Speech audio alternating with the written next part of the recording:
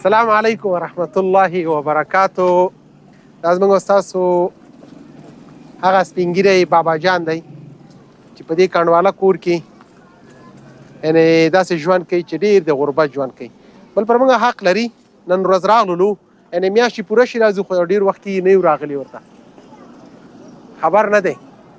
ټک ټک په ووهو څنګه مو خوښه ده؟ السلام علیکم. اختر دې مبارک شه په اډوانس کې. زه تا نه خفه یم. او چپ یې رانه واسه کوم ځای نه زه درته ښکارم. نه شکر دی جوړ یې زه. اوهو دا وګوره اختر کلچې مزې مې وکړې نو ګوره یو کلچې یو څه سودا هم راوړئ. وایي مزې ما وکړلې. دا په دې یو معمولي شي باندې خوشحالېږي. د ده زړه هم خوشحاله کړو. دا دی د اختر نخود، دا دی د اختر ممپلي، دا دی د اختر کشمش، دا دی د اختر بادام، دا دی د اختر بل رقم سیمیان شو. یا الله یا الله کېنه نه دوا کومه تا ته.